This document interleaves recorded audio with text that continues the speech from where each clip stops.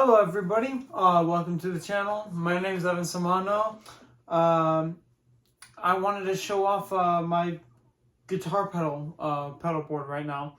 I currently have a Walrus Audio, a Walrus Audio, I think it's a Iron Horse version 2, not version 3, version 2, coming into the mail. It's supposed to be in on Monday, and that's going to be replacing my MXR Distortion Plus. So I thought, in the meantime, why not, do a little video on my pedal board.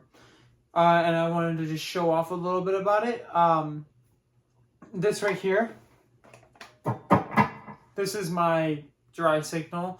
It's a Fender Stratocaster Series 2, Player Series 2 HSS Strat. Tone knobs all the way up, volume all the way up, neck bridge position.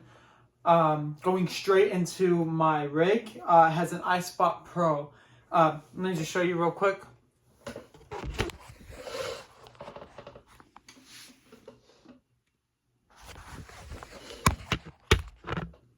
That is my pedal board right now. I'll go into more detail throughout the rest of it about what each pedal is, stuff like that.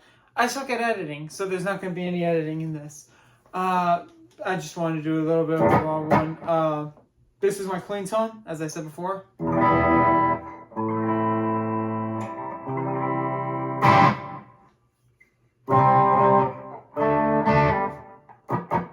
By the way, this does go out of tune a little bit if I use the whammy on it.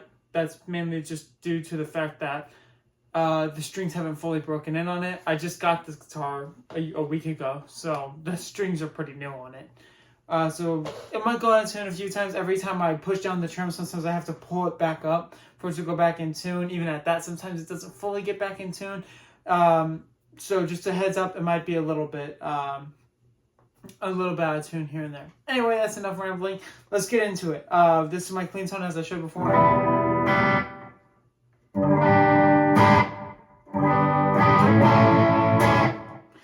I'm going to start off with my favorite pedal of the whole board. This is the pedal that I've had for the longest time as well. This is my MXR Distortion Plus, the one that's going to be getting replaced soon. This is just it on. I usually use my GE7 with it, hence why it's my favorite, because the GE7 really makes it pop. I have the output halfway, and I have the distortion full on.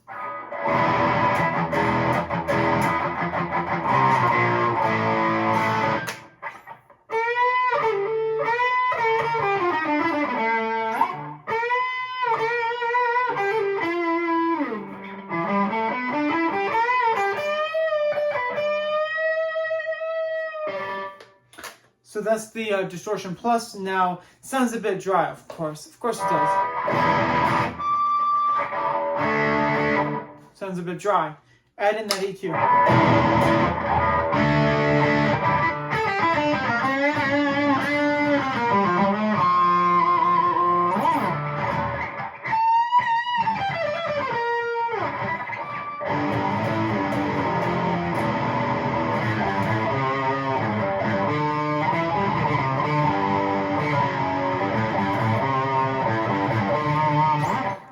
So that's it with the EQ there.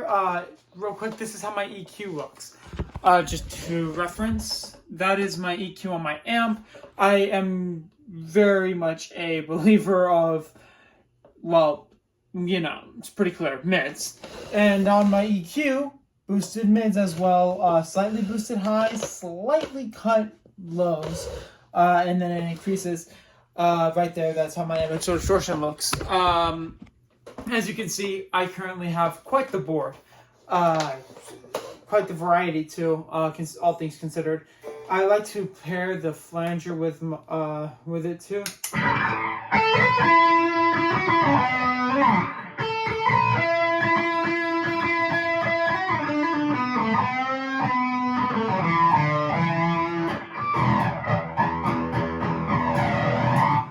I usually use my flanger whenever it's dropped down to D. It's fixed. The settings on the flanger are a bit different from whenever I use it to play smooth.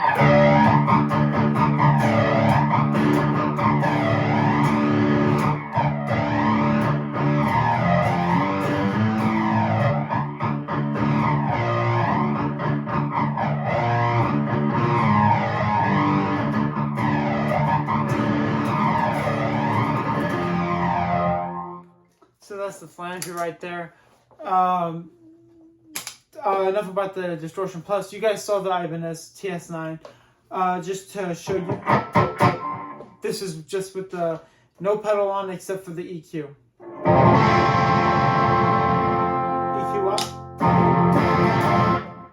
Just Ibanez TS9 now.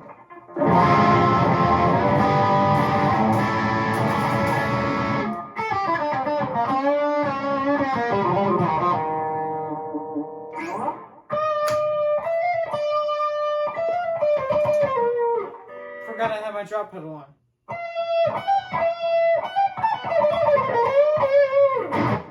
Now add in that EQ to it.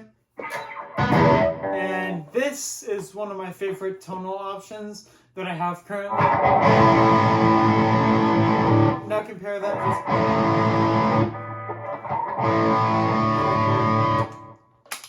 compare that to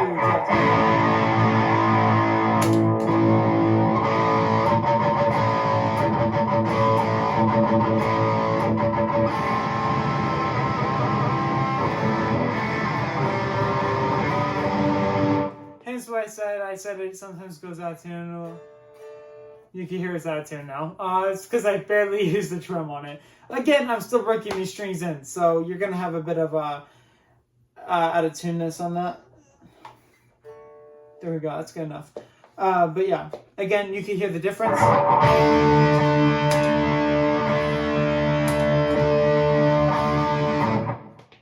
More lows than the MXR Distortion Plus, and surprisingly, despite me being such a big fan of mids, that's actually one of the reasons why it's my favorite. It balances out the mids I use a lot.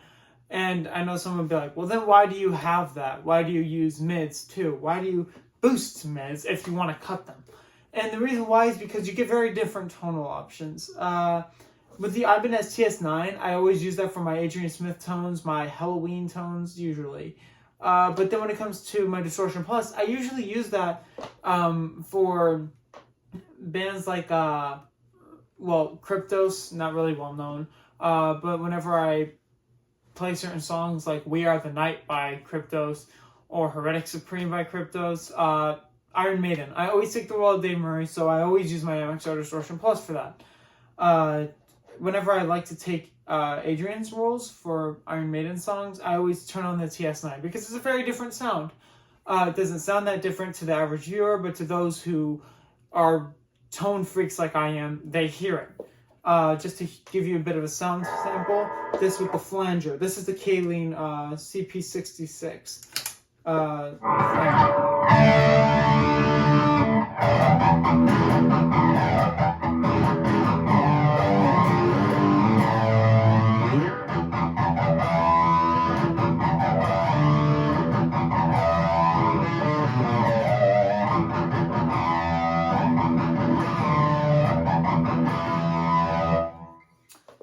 So that's the flanger with the TS9.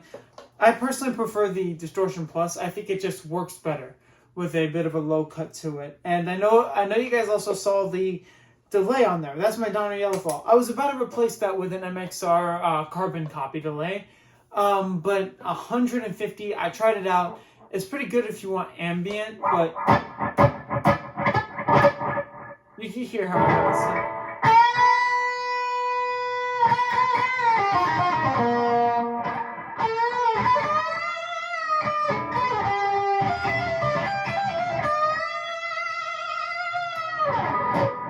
That's you can hear it does have some delay, but the carbon copy is obviously known for having an excessive amount of delay. It's very good for ambient music. For example, here's my reverb, my Joyo Atmosphere. I love this pedal. I always use it for Rishi Blackmore. I'm gonna get rid of the Ibanez TS9, just the GE7 Donner delay and Joyo Atmosphere.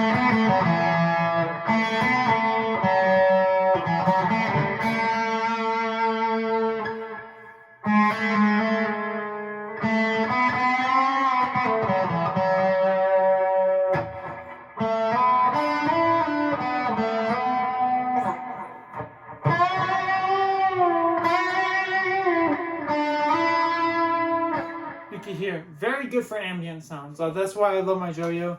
I'm not doing a full analysis of these pedals, by the way. I'm just giving you a bit of a example of each of them, how they each sound in context. I'm all using this again through my Brit channel on my PV Viper Pro 100. This thing's a loud beast. I have this sponge at 100%, so it soaks up all the sound, and I have the master at halfway because this thing is a beast. So I have to tame it quite a bit, especially when it comes to playing. And when I go into tech school, I'm gonna have to keep this all the way down to around 1 or 2, and you can hear.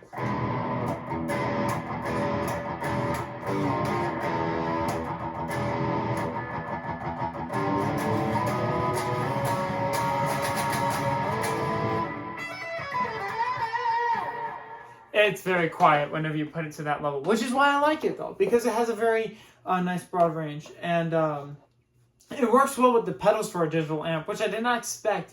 You usually don't get that out of a digital amp. Digital amps are usually more of a, they're more suited for those who don't want pedals. But if you have pedals, I highly recommend this amp.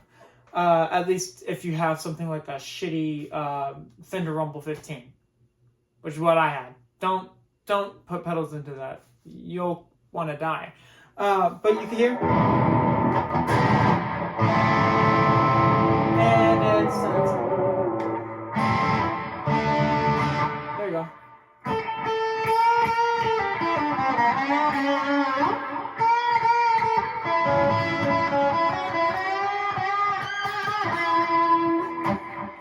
Obviously, they don't use delay in Living After Midnight, but you get the point. The reverb and delay are both very good on this.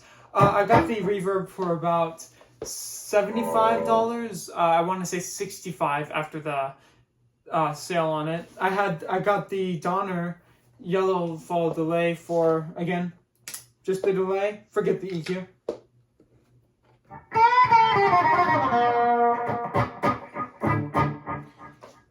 I have the tonal options the options all set pretty low. And then this is it with the time up. Let me use my EQ. Feedback. A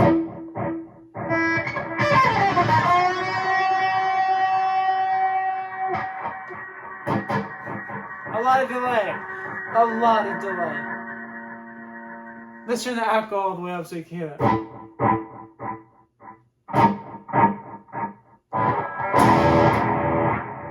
So you see what I mean. You can get a lot out of this delay. Some people think you need something like an MXR carbon copy delay. I think it's better depending on what you have. I think digital delay from Boss is probably the best one, not the best of course. But the digital delay and the analog delay that Boss have, the red one, or it's more like a scarlet, it's more like a crimson, I mean. That one and the digital delay, those two are definitely better pedals overall, mainly just due to their construction. This Donner is in a small little metal encapsulation. Not that that's bad, but it's definitely not as sturdy as a Boss pedal. I have two Boss pedals on here, my Metal Zone and my Equalizer. And these two pedals I could already tell. If I throw them off a bridge, they would have a higher chance of surviving, way higher chance of surviving than the Donner.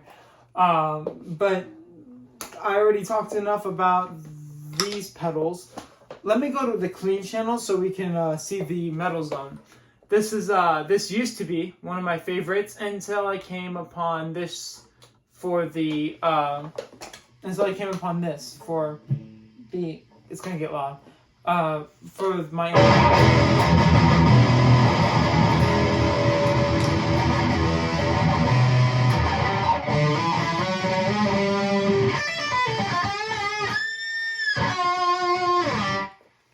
that's the Mesobuki setting on this. PV, let me show that off real quick. If you use these kind of channels on your amp, you don't need a Metal Zone.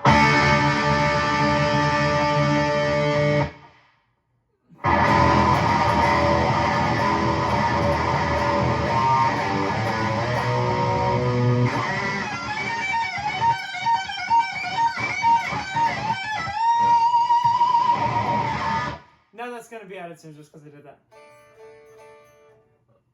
The one time it stays in tune.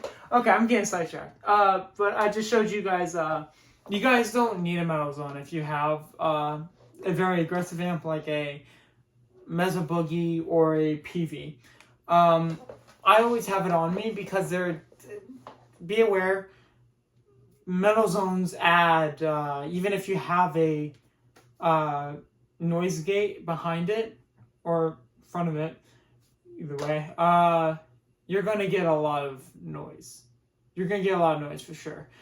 Because you put it in the back of your amp. You don't put it through the front. So if you use a typical noise gate, it could work, but that means you have to put your noise gate in the preamp section too.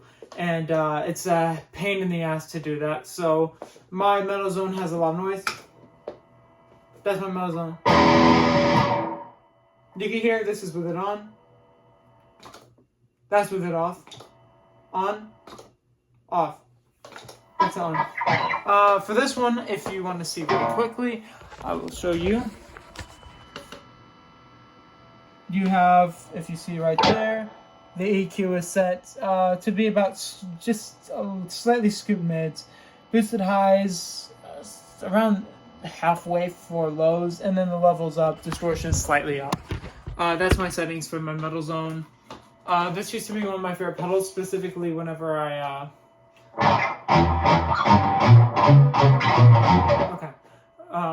when I would play Curtain Wall.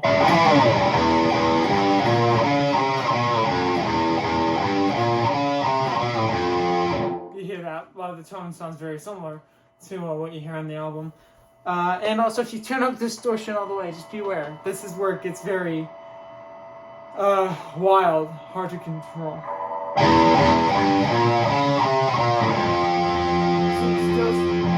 Still the same tone, but you can hear the noise. It's even louder. If I turn up the level, noise warning, headphones users, just in case. It shouldn't be too loud, but just in case it is. That's all.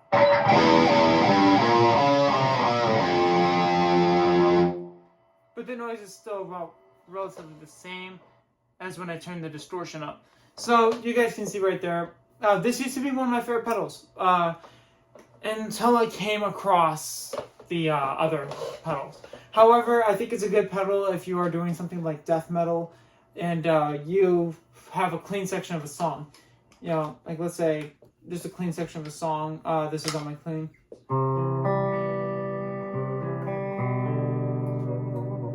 And it's gonna be on 10. I know that's UFO crystal light, but you know what I'm saying. I don't really play much clean, so I don't really, but you know, it's out of tune. It's out of tune. Sorry, guys. It's like just simple chords, and then one of those songs that goes like, say simple chords, you know, like that, and then.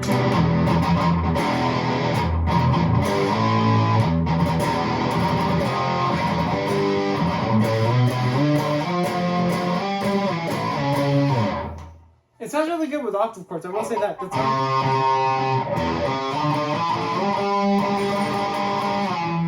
like if I drop this down, let me use my Digitech drop to drop this down.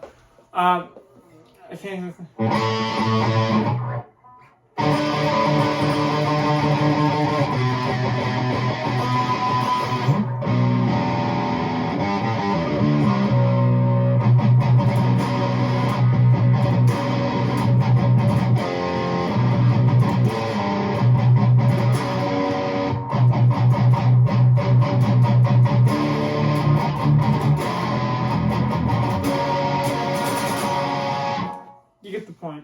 If you want to drop that down all the way to like some very low tuning, I think that's where the metal zone really shines. Because, of course, you can do that with any pedal. You can get a good tone out of any pedal when you drop tone. But you especially get a good tone when you have something that's like a metal zone that's very, very fiery, very tough to handle. And, of course, my noise gate's the most boring pedal ever, so we will not show that off. I do want to show my drop pedal. That one right there. That is my, not including gain pedals, favorite. Because I mostly play in, I mentioned playing. I mainly play in my, typical standard tuning, Iron Maiden stuff, early Ed guy. But let me just drop this down to half step.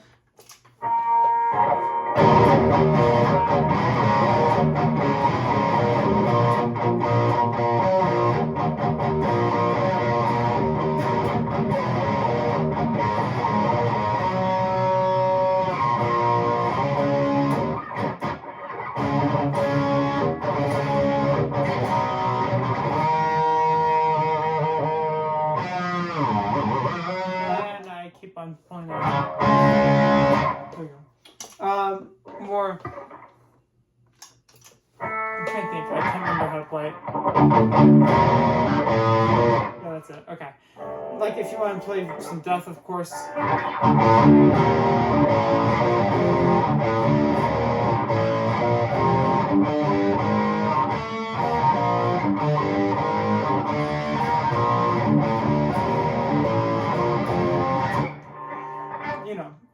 It works very good. It tracks very well. I drop it all the way down to step 5. I think that's drop B. I think that's B standard. Where Avatar, the band Avatar, they play their material. So if I ever play, Blowed or Let It Burn, stuff like that, I always drop it down, and that's where I bring in my metal zone right there. It has a clean section to that, which is again why I think if you have a very non-aggressive amp or one that you usually use non-aggressive stuff like a Brit. I usually use my Brit settings on this PV, but let's say you have a Mesa Boogie. Obviously it usually comes with a foot switch. You could just set the foot switch and just change it so you don't even need to worry about a metal zone, something to quickly change. But if you're using something to where you don't have a foot switch per se, and you want some dirt, you can easily, don't do it on this channel, this one's my Brit, but as I showed before, you could just turn it on when you're in the middle after a clean section. But back to the drop pedal. This one, it also has a momentary. So let me just show that a little bit.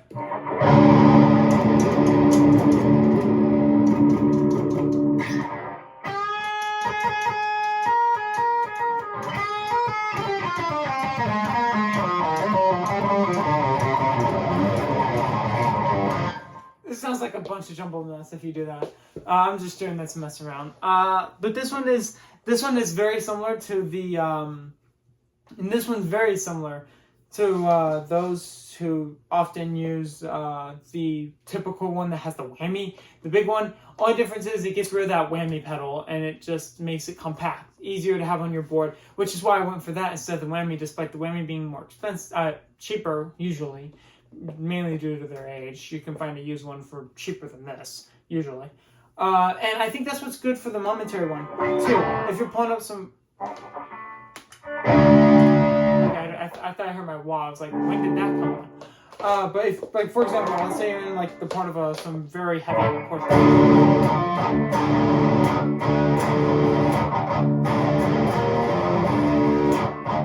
you have to switch into real.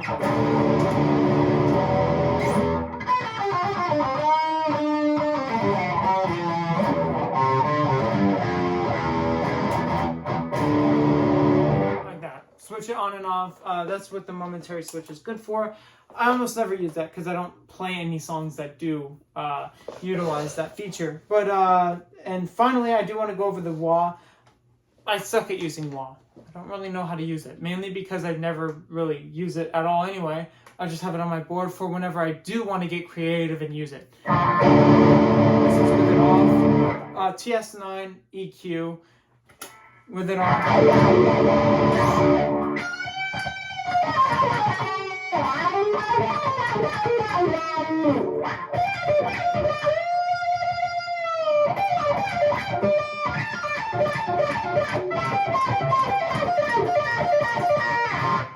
That'd be if Kirk Hammett made Phantom of the Opera. Can you imagine that?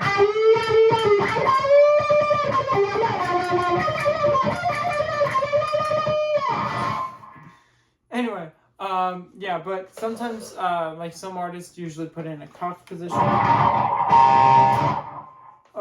Mark Knopfler did that.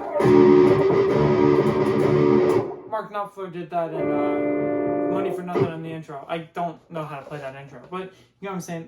Some of them like Andy LaRock. Was it Andy? Mike Dinner. I think it might have been both of them. They often use that. For example, in their bends, Merciful Fate and King Diamond, both bands. Wow,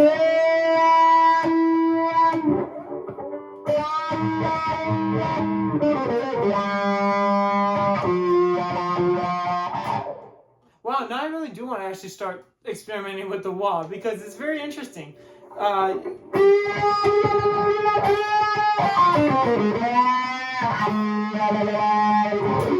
Very interesting pedal. I never even noticed that. I only just noticed that when recording this. But my hair's getting on my face because I just got done combing it, anyway, or brushing it. Anyway, but that's my pedal board. Of course, my wah is my least used pedal. Mainly because I don't play a lot of material that has it. I mainly play Iron Maiden. Of course, Iron Maiden does have solos like that, but that's mainly more apart from Prowler. Most of their stuff that utilizes it is in Dance of Death onward, and most of what I play is their Fear of the Dark era stuff. I can't remember that part. I don't know why I'm trying to play stuff I can't remember. Anyway, that's enough with the nonsense. I've been rambling on for almost 30 minutes about my pedal board, which nobody probably gives a damn about, and understandably so. Anybody who has stayed this long, thank you for watching. Somehow, I swear, your resilience is insane. But this is my pedal board. I absolutely love it.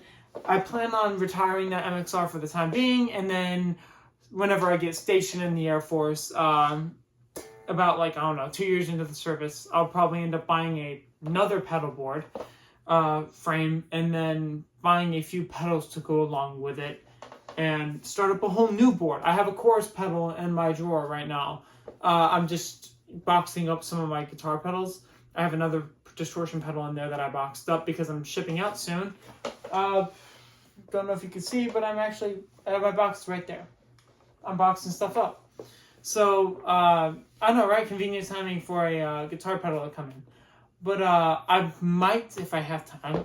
I'm going to be very busy, but hopefully I could try to get a unboxing or just an overlook of the pedal I bought. I bought it used, but it's in excellent condition.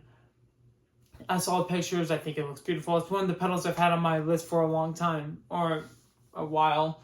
Not a long time. I've only been playing guitar for a year, but it feels like it's been a long time.